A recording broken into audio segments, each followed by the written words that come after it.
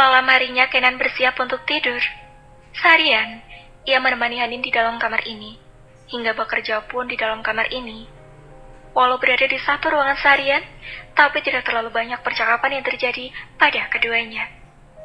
Mereka hanya bertanya dan menjawab seperlunya. Padahal sebenarnya Hanin adalah tipe wanita yang supel dan banyak bicara.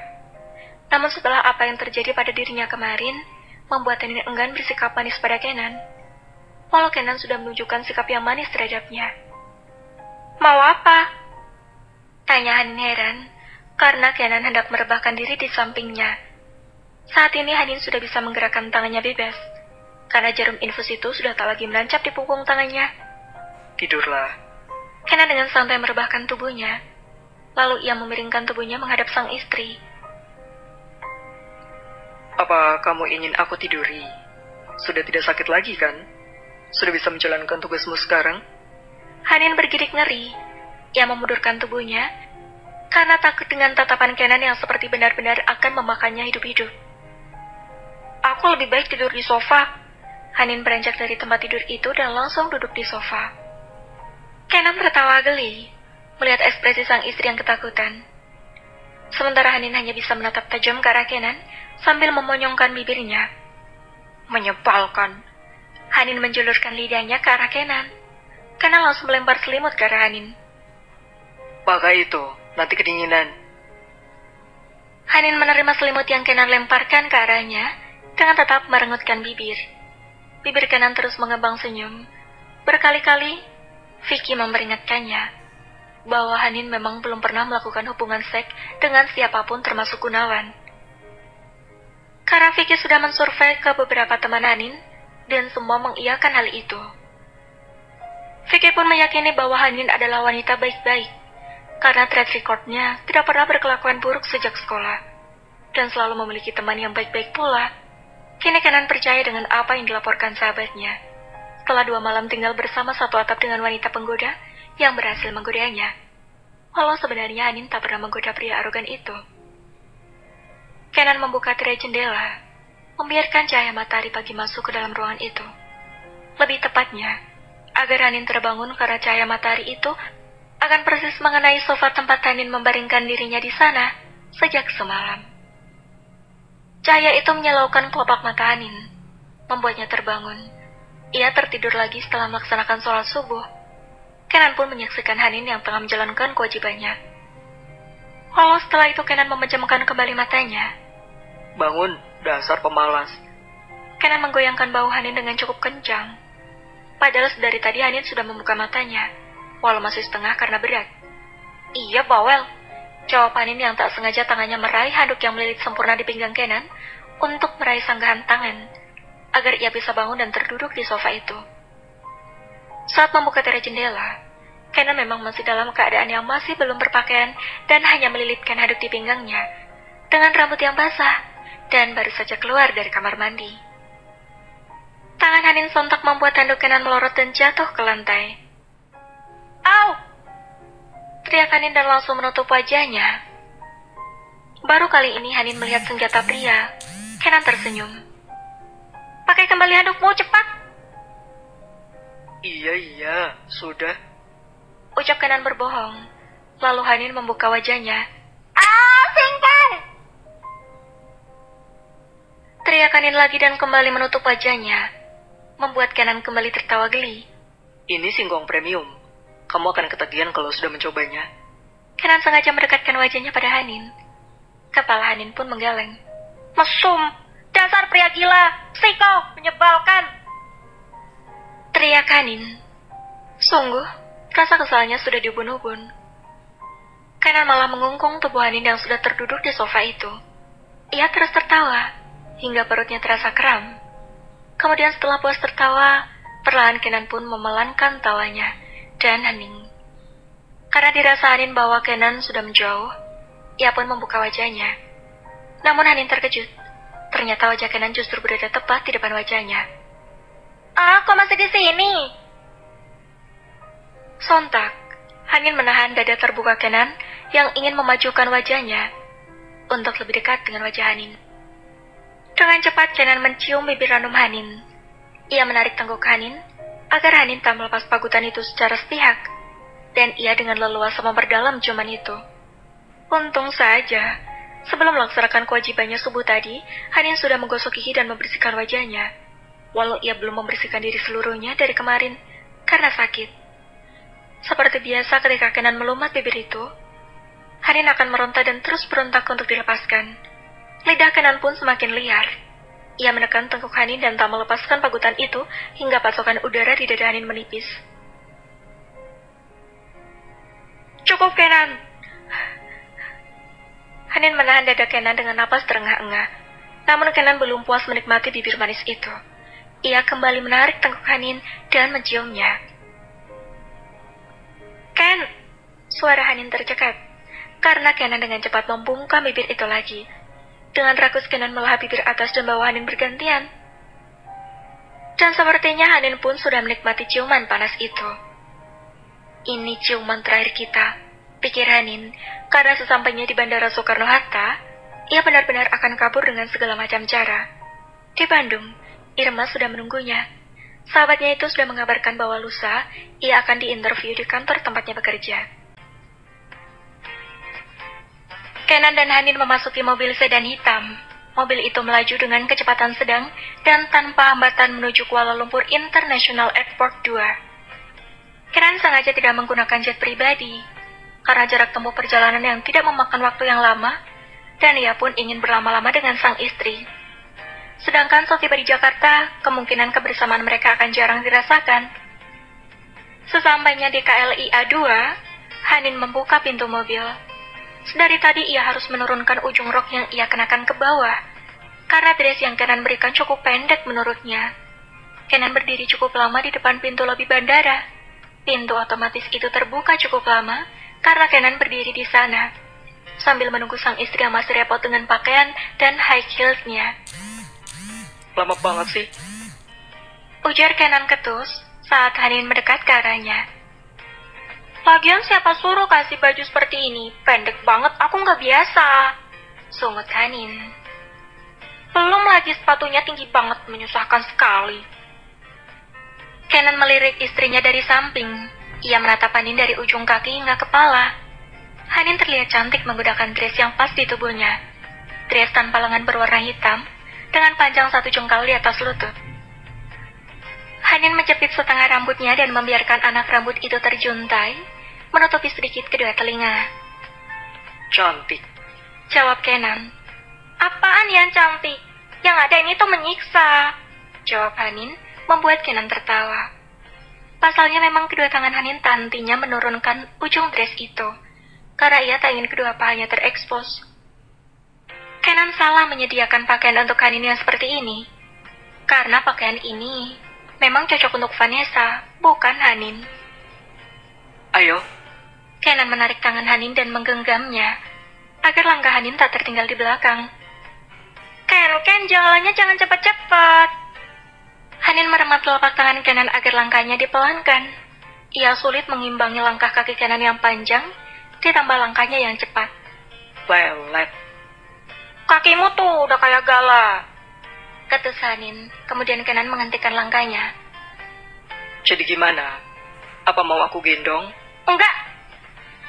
Dengan cepat Hanin menggeleng. Kenan tersenyum menoleh ke sembarang arah.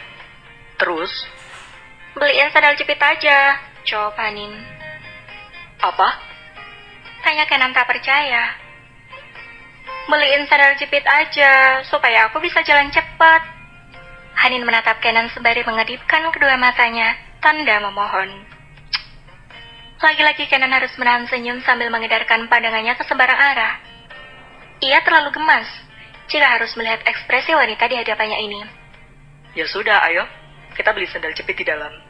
Kenan menarik tangan Hanin untuk melewati boarding pass dan pemeriksaan paspor. Benar saja, hampir setiap pria yang dilewati Hanin itu menatapnya, dan hampir petugas pria yang Hanin temui pun mengajaknya berbincang. Hal itu sungguh membuat Kenan kesal. Kenan langsung menarik pinggang Hanin dan memeluknya posesif dari samping. Ih, jangan seperti ini, malu banyak orang, ucap Hanin karena Kenan masih terus memeluk pinggangnya dari samping sambil berjalan. Kamu istriku, apa salahnya? Tanya Kenan berbisik. Tapi ini berlebihan. Hanin menurunkan tangan Kenan. Kemudian kaki Kenan berhenti. Kita masuk ke sini dulu. Kenan meminta Hanin memasuki toko pakaian casual. Karena sesungguhnya, ia pun tak rela Hanin menjadi objek yang sedap dipandang untuk pria lain. Good idea. Mata Hanin berbinar mengikuti langkah Kenan yang sudah terlebih dahulu masuk ke dalam toko itu. Pilih pakaian yang kamu mau. Hanin tersenyum dan hanya menampilkan ibu jarinya ke wajah Kenan. Pria arogan itu pun tersenyum sambil menyedekapkan kedua tangannya di dada. Nggak pakai lama, 10 menit. Iya. Teriak Hanin dan meninggalkan Kenan yang berdiri di sana. Hanin sibuk memilih sweater lengan panjang yang agak longgar dan celana jeans stretch panjang yang pas di kedua bentuk pahanya. Lalu dengan segera ia ke ruang ganti dan mencobanya. 2 kali Hanin memilih ukuran yang pas. Dan akhirnya sesi berganti pakaian menjadi yang lebih layak dipakai pun selesai. Tada, ini baru aku. Hanin memperlihatkan dirinya pada Kenan yang berdiri di depan kasir. Kenan mengernyitkan dahi, sembari memegangi dagunya yang berbulu halus. Ia menilai Hanin dari ujung kaki hingga ujung kepala. Saat ini, Hanin tengah mencepol kepalanya ke atas. Kenan memajukan tubuhnya mendekat pada Hanin, dan tangannya terangkat untuk melepas kunciran yang menjepol kepala belakang Hanin, dan membiarkan rambut panjang itu tergerai. Lebih baik seperti ini. Kenan, kunci rambutku kembalikan! Hanin mengejar Kenan yang keluar lebih dulu. Kaki Kenan terhenti. Lucu. Kini gaya berpakaian Hanin sudah seperti anak ABG. Sedangkan Kenan berpakaian lengkap dengan kemeja panjang, celana bahan, dan jas. Sengaja Kenan berpakaian rapi, karena sesampainya di Jakarta, ia akan mendrop Hanin di apartemen barunya dan langsung menemui klien di tempat yang sudah Vicky siapkan. Apanya? Tanya Hanin. Kamu? Kenan membalikkan tubuhnya dan kembali berjalan. Jika berjalan beriringan dengan Hanin, ia sudah seperti sugar daddy. Hei, emang aku badut? Teriak Hanin pada Kenan yang sudah berjalan lebih dulu. Kenan tertawa dan menggelengkan kepalanya. Ia sungguh sudah gila. Seleranya seketika berubah drastis. Atau memang seperti ini wanita yang ia inginkan? Entahlah. Kenan yang sudah melangkah jauh pun kini berhenti lagi untuk menunggu Hanin sampai pada langkahnya. Bisa cepet nggak sih? Kita bisa ketinggalan pesawat kalau jalanmu seperti Lilliput. Ucap Kenan sedikit berteriak karena mereka yang cukup jauh. Hanin terpaksa melepas kedua high heels itu dan berlari ke arah Kenan tanpa alas kaki. Lalu ia berhenti di hadapan Kenan. Ganti sandal jepit, kakiku merah. Hanin menaikkan satu kakinya ke atas untuk menunjukkan kakinya yang merah pada Kenan. Kenan menepuk kaki mulus Hanin yang berada tepat di depannya. Gak sopan. Ya sudah, cepet cari yang kamu mau. Kebetulan mereka berdiri persis di depan toko sandal dan sepatu. Mata Hanin kembali berbinar. Terima. Nggak usah ah. Baru saja Hanin ingin mengucapkan terima kasih, namun lidahnya sulit melanjutkan kata-kata itu. Hanin langsung berlari memasuki toko itu tanpa alas kaki, dan Kenan pun mau tidak mau mengikuti langkah Hanin, perlahan dari belakang. Ini pembayaran untuk sandal yang wanita itu beli. Kenan mengeluarkan kartu kredit limited edition berwarna hitam itu kepada kasir. Kasir itu pun menerima dan transaksi selesai, karena Hanin memilih keperluannya dengan cepat. Nah, kalau seperti ini, aku pasti bisa jalan cepat, bahkan berlari cepat. Hanin sengaja membeli sepatu sandal elastis yang terbuat dari karet. Bagus kan? Hanin menunjukkan sandalnya pada Kenan. Kenan menatapnya malas. Ayo jalan. Kenan menarik lagi tangan Hanin untuk memasuki ruang tunggu sesuai yang tertera pada tiket. G6, gumam Hanin sembari melihat tiketnya. Ini tempatnya sini, Kenan, cepat. Hanin melambaikan tangannya ke arah Kenan. Benar saja, wanita ini berjalan setengah berlari mendahului Kenan. Bahkan setiap Kenan ingin menangkap pinggang Hanin, ia selalu menepis dan berjalan lebih cepat meninggalkan Kenan di belakang. Coba saat ia ingin menggenggam tangan Hanin, wanita itu terus menariknya untuk berjalan lebih cepat. Akhirnya, mereka sampai di ruang tunggu untuk menunggu pesawat yang akan mereka tumpangi itu tiba. Aku gak sabar, ingin pulang ke rumah lagi. Ucap Hanin berbohong, padahal ia akan menghilang dari pria ini sesampainya di Bandara Sota. Kamu tidak akan aku biarkan tinggal di rumahmu lagi. Ucap Kenan tanpa menoleh ke arah Hanin yang duduk di sampingnya. Terus aku tinggal di mana? Tanya Hanin dengan mendekatkan wajahnya pada Kenan. Di apartemenku. Aku sudah siapkan tempat tinggal kita. Kenan sudah membeli lagi satu apartemen yang bukan apartemen yang biasa ia tinggali. Karena apartemen yang hanya beda lantai dengan Vicky itu sering kali dimasuki Vanessa. Bahkan paskot apartemen itu adalah tanggal jadian mereka. Jika Hanin ditempatkan di sana, itu sama saja bunuh diri. Hanin hanya mengangguk, mengikuti alur rencana yang sudah disusun oleh pria arogan itu. Oke. Kenan menoleh ke arah Hanin. Ia cukup curiga dengan sikap Hanin yang penurut hari ini. Bahkan di hotel pagi tadi, Hanin menerima ciuman panas yang ia ciptakan. Ajaib, bukan? Padahal sebelumnya, wanita itu mati-matian menolak. Beberapa menit kemudian Hanin dan Kenan mendengar bahwa pesawat yang akan mereka tumpangi tiba. Mereka pun beranjak dari tempat duduk itu dan berjalan ke arah yang disediakan.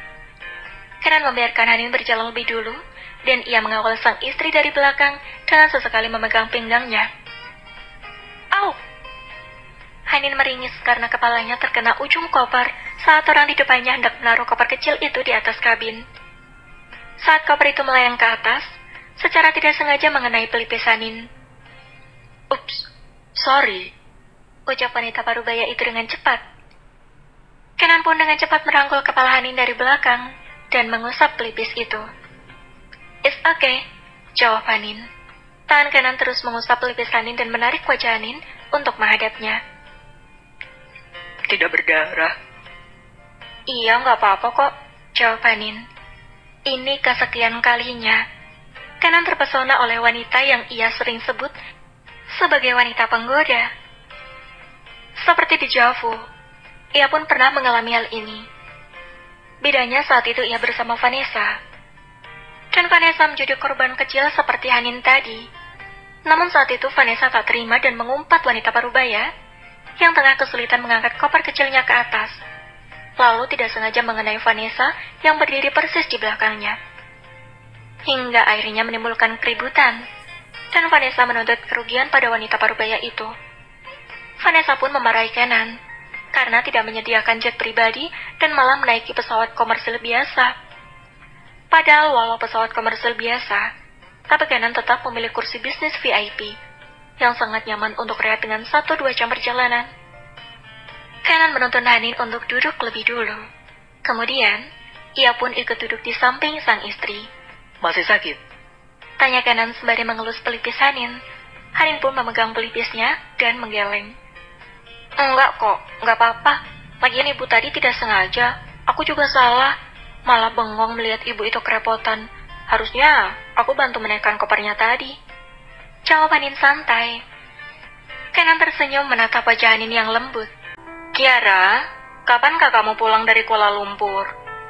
Tanya Rasti, wanita yang melahirkan Kenan dan Kiara. Rasti adalah mantan pemenang ajang bergengsi di sebuah kota besar. Saat itu, Rasti berpasangan dengan Kean, pria berdarah Jerman yang lahir dan besar di Jakarta. Rasti dan Kean menjadi pasangan abang none Jakarta kala itu. Hubungan yang semula berawal dari partner kerja, lalu berubah menjadi hubungan asmara dan kemudian menikah.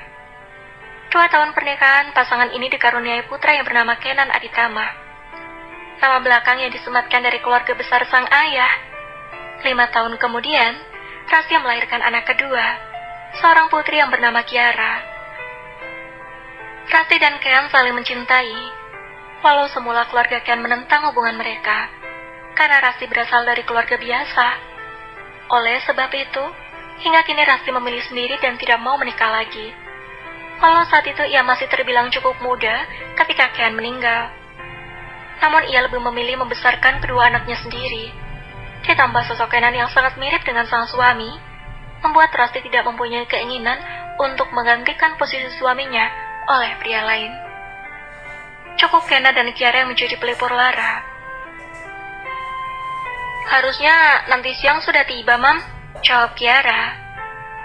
Saat ini Kiara sedang menemani ibunya di rumah besar keluarga Aditama. Tumben kakakmu sendiri yang langsung meninjau restoran di sana. Biasanya dia menyuruh Vicky.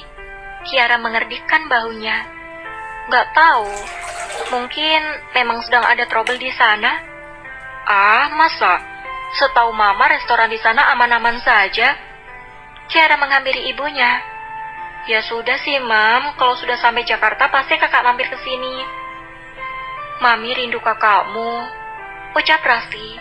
Kiara memeluk tubuh sang ibu yang sedang duduk di sofa. Pasti Mami juga lagi rindu papi ya. Rasti mengangguk dan memegang tangan Kiara yang berada di bahunya. Kenan adalah anak yang bisa diandalkan. Ia selalu ada untuk ibu dan adiknya. Karena bagi Kenan, keluarga adalah yang utama. Ia akan menyerahkan seluruh hidupnya untuk kedua wanita yang ia cintai itu. Dan Rasti sangat bersyukur memiliki putra seperti putranya. Bagaimana kehamilanmu? Tanya Rasti lagi. Kali ini ia menanyakan keadaan putrinya. Kiara mengelus perutnya yang sedikit buncit. Baik, Mam. Bahkan dia tidak merepotkan Kiara sama sekali. Lalu, bagaimana hubunganmu dengan Gunawan? Suamimu sudah tidak berhubungan dengan wanita penggoda itu, kan? Kiara menggeleng. Tidak tahu, Mam. Lagi pula, Kiara sudah tidak peduli. Terserah dia mau melakukan apa di luar sana. Loh, kok begitu? Tanya Rasti hingga mendekatkan tubuhnya pada sang putri. Kiara tidak mau mengekang Mas Gun, Mam. Kalaupun dia memang sudah tidak cinta lagi sama Kiara, Kiara bisa apa? Rasti sama sekali tidak tahu bahwa Gunawan tidak mencintai Kiara sejak awal. Karena yang ia tahu, Gunawan menikahi putrinya karena cinta, hingga melakukan hubungan itu di luar nikah. Kamu menyerah. Jangan kalah dengan wanita penggoda itu, Ra. Lagi pula kakakmu sudah membereskan wanita itu, kan? Tanya Rasti lagi. Entahlah, Mam. Tapi menurut temanku, wanita itu sudah tidak bekerja lagi di kantornya. Entah sekarang dia ada di mana. Dan sepertinya Mas Gun memang sudah tidak bersama wanita itu lagi. Malah, sekarang Mas Gun sering pulang tepat waktu. Jawab Kiara. Bagus kalau begitu. Rasti berdiri dan menghampiri putrinya. Ia mengelus rambut putri kesayangannya itu. Mami yakin, kamu dan Gunawan akan selalu baik-baik saja. Apalagi ada anak ini yang akan mengeratkan hubungan kalian. Kiara tersenyum. Semoga saja, Mam. Kumamnya dalam hati.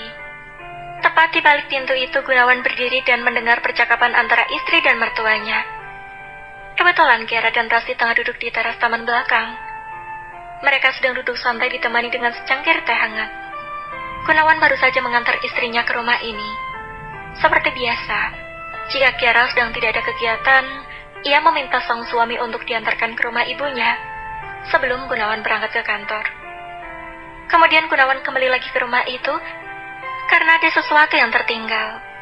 Saat Kiara turun dari mobil, ia meninggalkan obat-obat yang harus dikonsumsi oleh ibu hamil. Sehingga Gunawan memutarkan kembali mobilnya dan menuju kediaman Aditama. Mendengar Kiara yang benar-benar berubah, tiba-tiba hatinya gelisah. Biasanya sang istri terus mencari perhatian dan mengejar cintanya. Tapi sekarang dia menyerah. Bukankah seharusnya Gunawan bahagia? Karena ini adalah hal yang ia inginkan sejak dulu. Namun nyatanya, mendengar Kiara menyerah dan tak lagi mengejar cintanya, Gunawan malah gelisah, seperti ada kebiasaan yang akan hilang. Ra, panggil Gunawan menghampiri kembali ibu mertua dan istrinya yang terduduk di sana. Loh, kamu balik lagi, Gun? Tanya Rasti. Iya, Mam. Tadi saat turun dari mobil, Kiara meninggalkan ini. Gunawan menyerahkan satu kotak obat-obatan yang kini dikonsumsi Kiara setiap hari. Gunawan berjalan menghampiri Kiara. Ini, Ra, kamu harus meminumnya 3 kali sehari, kan? Kiara mengangguk santai sambil menyeruput teh hangat itu, menerima pemberian sang suami. Oh iya, aku lupa. Terima kasih. Tiba-tiba Gunawan mengecup kening Kiara, sebelum ia hendak melangkah lagi untuk pergi. Suatu hal yang tidak pernah pria itu lakukan selama 4 tahun pernikahan. Tubuh Kiara sontak membeku, menerima perlakuan manis dari sang suami. Ia seperti mimpi di pagi hari. Nanti sore aku jemput. Ucap Gunawan tersenyum setelah mengecup kening Kiara dan mengelus rambutnya. Gunawan pergi dan menghampiri lagi ibu mertuanya. Saya berangkat lagi, Mam. Gunawan meraih punggung tangan Rasti dan menciumnya. Hati-hati, Gun, kata Rasti. Gunawan pun langsung mengangguk lalu pergi. Sesaat sebelum ia benar-benar akan keluar, Gunawan kembali menoleh ke arah Kiara. Namun sang istri tidak menatap ke arahnya. Padahal biasanya Kiara akan dengan riang mengantarkan sang suami yang akan berangkat bekerja. Hingga Gunawan menaiki mobil, bahkan Kiara akan tetap berdiri di sana. Hingga mobil yang Gunawan kendarai benar-benar keluar dari gerbang rumah itu. Namun sekarang semua kebiasaan yang dilakukan sang istri untuknya hilang. Dan Gunawan kehilangan akan kebiasaan itu. Kenan dan Hanin sampai di Bandara Soekarno-Hatta. Mereka berjalan beriringan. Tangan Hanin pun tak lepas dari genggaman Kenan saat mereka baru keluar dari pesawat. Kenan selalu menunggu Hanin yang bergerak lambat, lalu menggenggam tangan itu kembali. Mereka seperti layaknya pasangan suami istri sungguhan. Hanin pun membiarkan apa yang dilakukan suaminya. Ken, Hanin menghentakkan genggaman tangannya yang menyatu pada telapak tangan Kenan yang lebar. Kenan menoleh ke arah sang istri dengan tetap berjalan santai beriringan. Aku ingin ke toilet, ucap Hanin. Kenan menatap kedua bola mata sang istri. Entah mengapa, Kenan menangkap sinyal dan gelagat aneh dari Hanin. Kemudian Kenan membawa sang istri menuju toilet yang cukup sepi. Karena mereka masih berada di dalam dan belum melewati boarding pass. Mereka melewati ruang tunggu yang terdapat kursi berjejer di sana. Kamu tunggu saja di sini, ucap Hanin meminta suaminya untuk duduk di antara jejeran kursi itu. Namun kursi itu jauh dari toilet yang akan Hanin masuki. Kenan menggeleng. Aku akan ikut ke toilet. Hanin mengernyitkan dahinya. Aku tidak akan kabur. Who knows? Kata Kenan cuek sembari tetap menggenggam tangan Hanin dan membawanya tepat hingga depan toilet. Masuk. Hanin terdiam. Kenapa diam? Katanya mau buang air. Sana. Hanin mengerucutkan bibirnya. Padahal Hanin berharap Kenan menunggunya jauh di sana dan setelah keluar dari toilet, ia akan pergi menjauh dari jangkauan Kenan. Namun pria itu malah berdiri persis di depan pintu toilet wanita. Kamu nggak ke toilet juga? Tanya Hanin menunjuk sebelah bilik yang bergambar kepala pria. Kenan menggeleng. Enggak, kalau aku masuk ke sana, kamu pasti akan kabur. Ucap Kenan menunjukkan kepalanya ke arah toilet pria. Suudon, cibir Hanin dan langsung memasuki toilet itu. Ia berdiri di depan wastafel, memikirkan bagaimana cara untuk lepas dari pria arogan itu. Apalagi sejak keluar dari pesawat, Kenan tak lepas menggenggam tangannya, seperti takut kehilangan. Hanin menarik napasnya kasar. Perlahan ia membuka keran dan membasuh wajahnya. Kalau seperti ini, gimana caranya gue kabur? Tanya Hanin pada dirinya sendiri. Ia melihat wajahnya di balik cermin. Berpikir Hanin, komamnya lagi sembari berjalan mondar-mandir di dalam sana. Padahal sebenarnya ia juga tidak sungguh-sungguh ingin buang air. Setelah berada beberapa menit di dalam toilet itu, akhirnya Hanin keluar.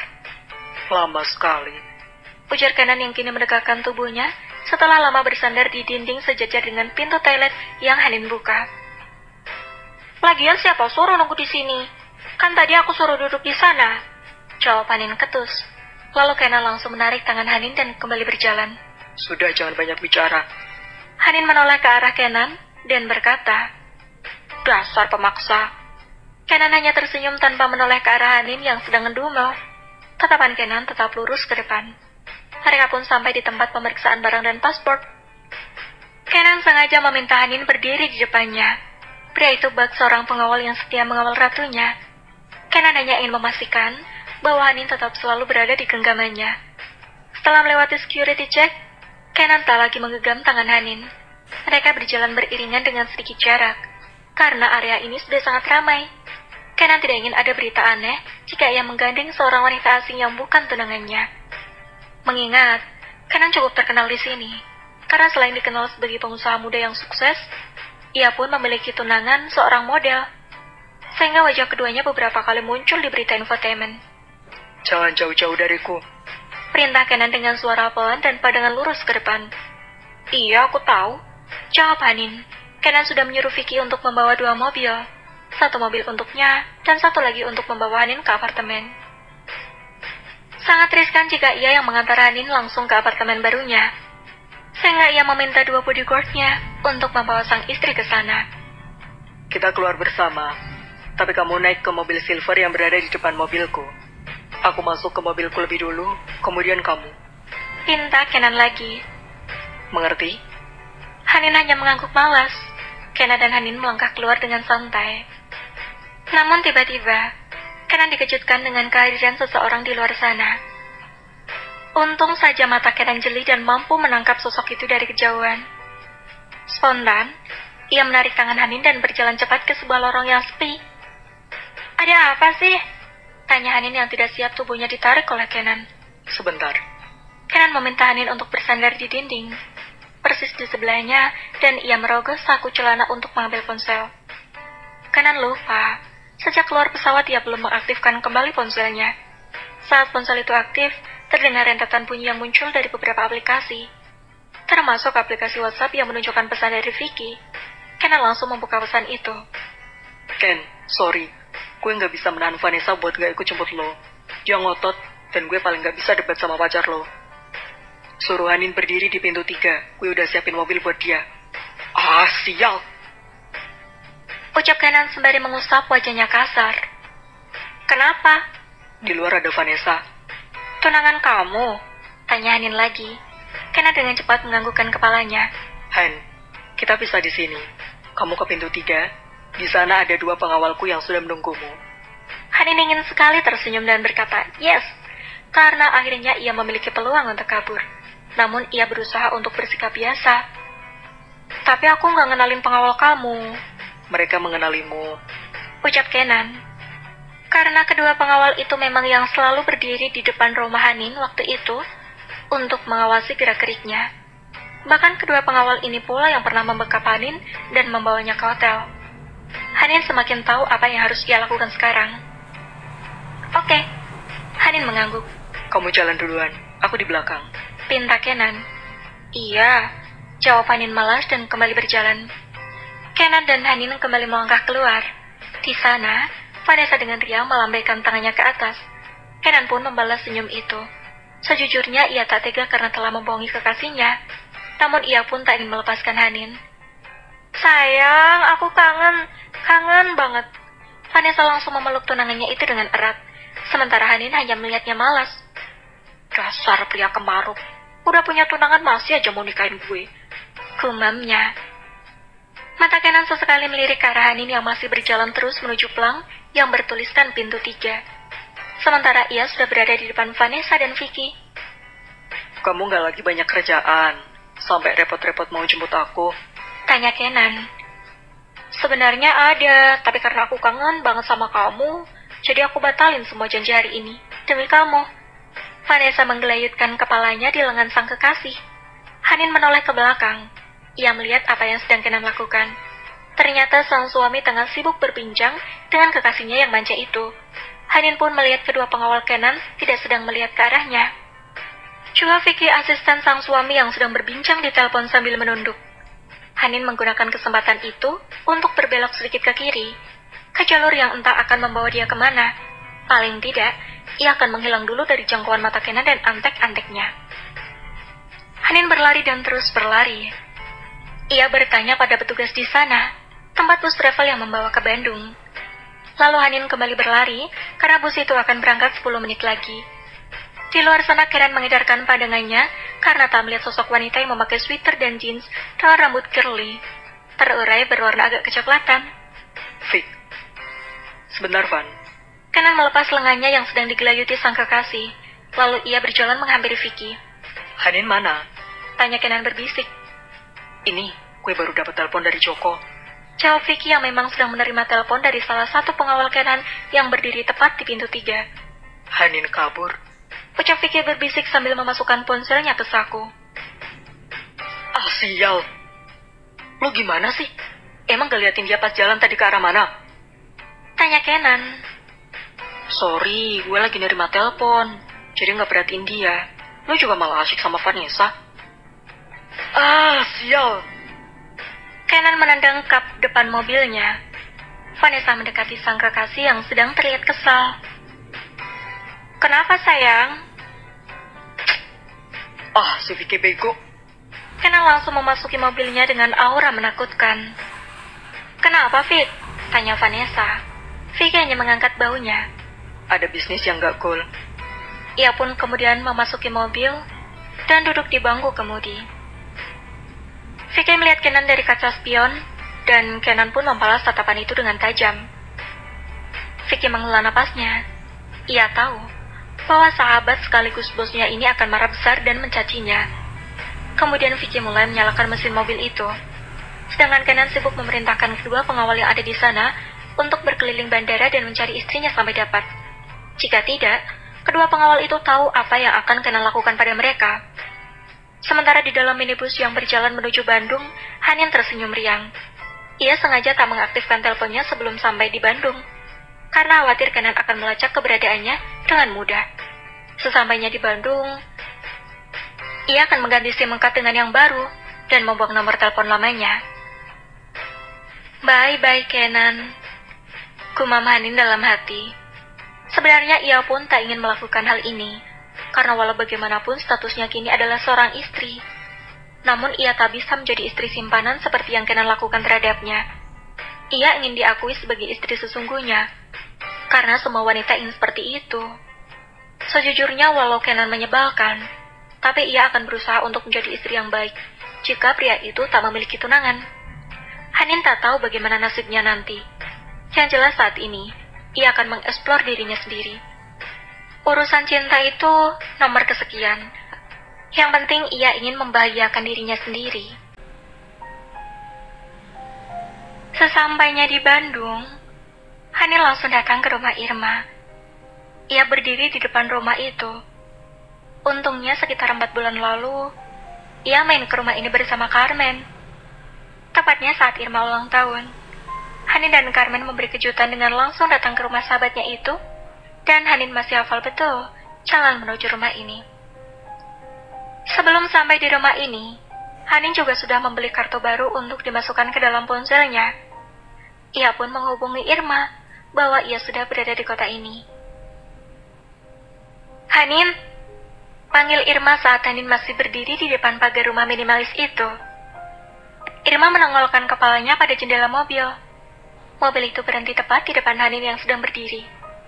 Irma keluar dari dalam mobil dan berjalan lambat menghampiri Hanin. Perutnya yang kian membesar membuatnya sulit berjalan cepat. Irma, Hanin dan Irma berpelukan. Aduh, ini perut udah gede banget. Ledek Hanin pada sahabatnya. Oh, makin berat di bawah jalan. Kenapa nggak cuti aja sih? Tanya Hanin. Nanti aja Han, pas udah benar-benar mendekati HPL, supaya puas ngurus babynya. Iya sih, Hanin mengangguk. Lo naik taksi online, Ir? Gak dijemput AA Iki?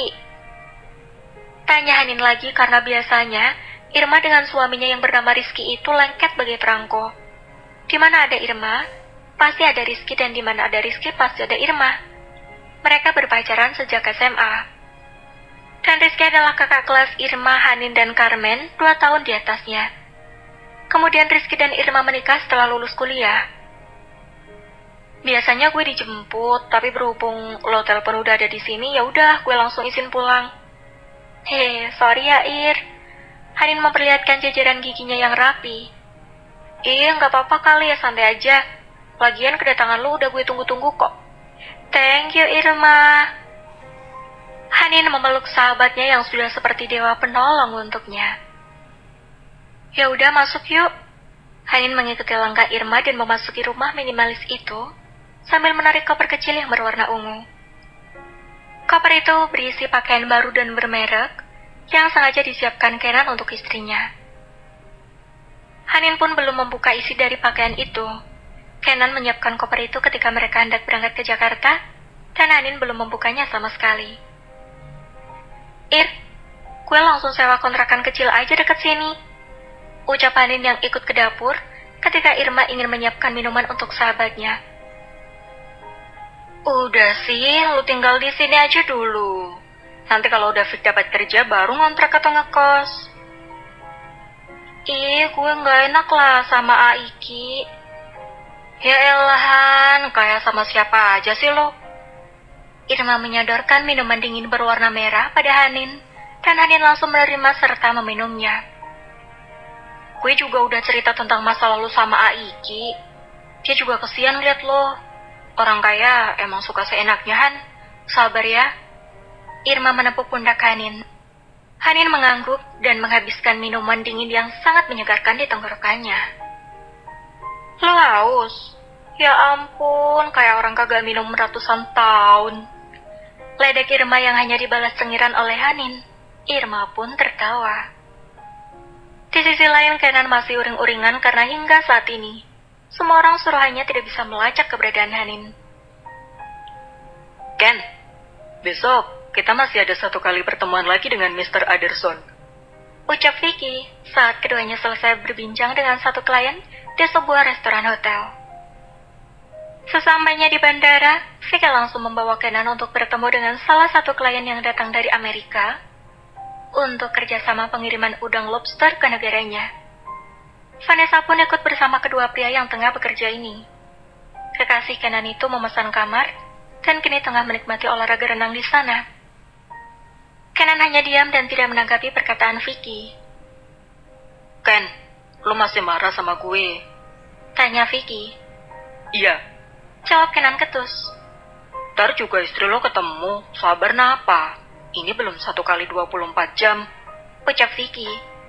Tapi gue tetap gak bisa tenang, Vic. Pikiran gue bercabang, gue kepikiran dia terus. Tiba-tiba Vicky tertawa terbahak-bahak. Tuh kan, feeling gue bener ternyata. Vicky masih terus tertawa, hingga Kenan semakin kesal. Puas lo.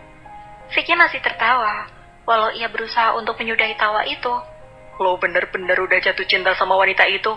Enggak. Jawab Kenan cepat. Kalau enggak, kenapa segini ribetnya istri lo hilang? Padahal hilangnya juga baru beberapa jam. Karena gue gak mau aja si Gunawan brengsek itu masih ngejar-ngejar dia. Gue pengen yang terbaik buat Kiara.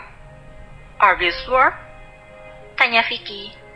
Tapi kok gue gak yakin ya, niat lo seperti itu. Vicky merapikan dokumen-dokumen yang masih terserak di atas meja. Lo cinta sama dia, bro. Dan sama Vanessa lo sebenarnya udah gak cinta. Tapi terlanjur karena lo gak enak sama keluarganya. Bener kan? Tanya Vicky setelah selesai memasukkan kertas-kertas penting itu ke dalam tasnya. Kenan terdiam. I don't know. Lo tahu bro, gue aja yang cuma ngeliat bisa ngerasain. Apalagi lo yang ngejalanin. Vicky berdiri dan hendak meninggalkan Kenan. Kasih gue waktu 3 kali 24 jam, bini lo pasti ketemu. Apa? 3 kali 24 jam itu artinya 3 hari. Kelamaan.